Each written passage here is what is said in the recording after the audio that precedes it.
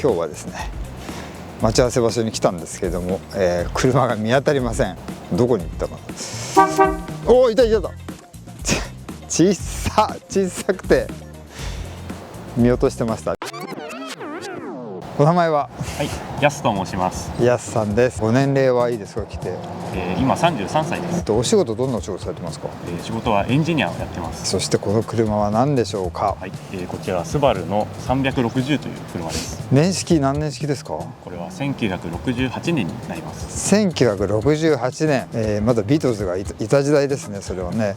やすさん、今こちらの車乗ってらっしゃいますけど、はい、愛車遍歴の方お伺いしていいですか？最初に買った車は学生の時に、マツダのロードスターですね。NB ですね。NB、その後にアバルトの595っていうのを買いまして、それ今でも持ってます。その後にローバーのミニでスバル360で、最後に今仕上げ中ですけど、ダフの44っていうオランダの車を買ってます。こちらを今仕上げてらっしゃる？そうですね、エンジンの世界中ですね。なるほど。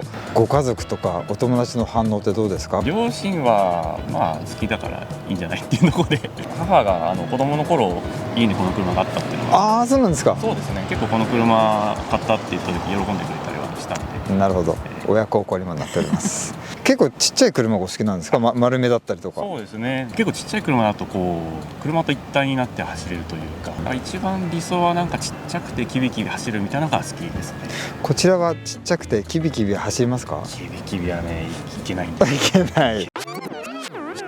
やすさん、はい、この車はナンバーが結構古いと言いますか、ずっと乗ってるわけじゃないですよね。なんかどういったいきさつで乗られてるんですか？これは近所に住んでる方が40年ぐらいお持ちになってて、でその方がもう80近くになって、で、私が群馬でクラシックカーのクラブに入ってまして、でそこになんかこういう車好きな若めの人いるかねって言って声をかけてくれてですね、私が手を挙げたと。なるほどですね。でナンバーも引き継げたんですかこれ？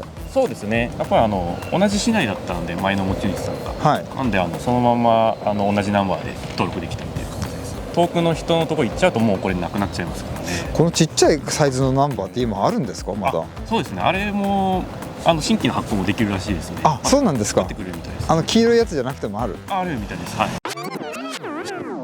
いやー、やすさんこれ乗ってこれ近いっすね、距離がね。隣との距離が近いですよね。いや、いいですよこれはね、昔はでもこれでファミリーカーでね皆さん出かけたりしたんでしょうからね。マイカーっていう車のなんか語源はこの車が作ったみたいですね。そうですね、なんか当時初めてこの車でそう呼ばれたみたいですね。らしいです。そして後ろにやっぱりエンジンがついてるじゃないですか、リアエンジン、リア駆動、それも感じさせますね、乗ってるとね。そうですね、後ろから音と振動がきますよね。そうなんですよ。何 cc 何馬力とかってどんな感じなんですか？そうですね、356cc の25馬力ですね。25馬力、いやー、いいですね、その非力さが。なんか非力なエンジンをフルに使って走るって感じですよね。工夫して今何速使うかなとか考えながら走んないと、走んないところが逆に面白いですね。それを例えば他のアバルト乗ってる時とはまたそちらもマニュアルだと思うんですけど、全く別の感覚ですか？もう全然違いますね。なんかむしろこっちの車の方が難しいですね。難しい。なるほど。一丁前にタコメーターもついてるんですね。そうですね。でもこれはヤング SS っていうこの車の上のグレードのやつの移植してます。ああ、そうなんですか。そうなんです。ヤング SS、 YouTube ではお伝えできないのが残念なんですけどこの2ストロークの匂い、そうですね、結構充満してますねだいぶいい匂いがしてだいぶいい匂いがしてたまりませんけれども、高速とか走ってたらどんな感じなんですかこれ？高速はですね、80キロ巡航だったらなんとかいけるかなっていう感じで、意外と走れますよ。隣に大きいトラックとか来るとだいぶ怖いですけどね。怖いですよね。さすがにやっぱり煽られたりはないですか？この車だと遅くても全然煽られないですねそうですよね。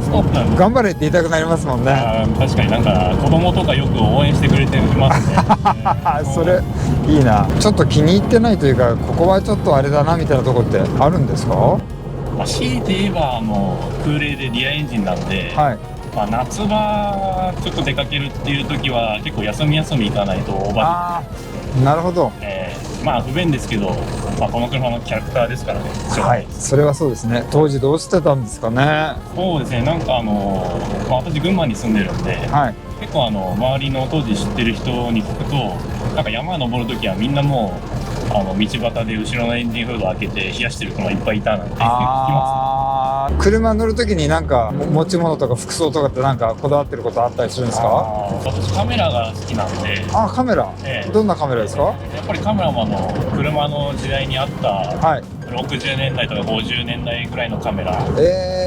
古いものがお好きみたいですけど、古いものに惹かれる理由とかってあるんですか？電気的な制御とか何もないんで、はい、いじってるとなんかこうやって動いてるのが伝わってきていいなって思いますね。ご自身はエンジニアされてますけれども、自分のお仕事にフィードバックされることってあったりすることあるんですか？ありますね。ある？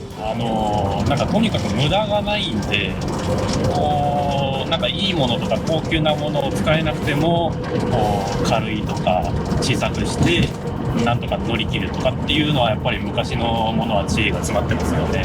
このラジオはちなみに聞けるんですか？それはですね、もうやっぱり聞けないですね。壊れちゃってて。聞けないか、でもなんか雰囲気がいいんで外さないでと思ってありますね。すごくいいですこれ。維持費ってどんな感じですか？維持費は本当になんか今の軽自動車新しいのを維持するのとほとんど変わんないですね。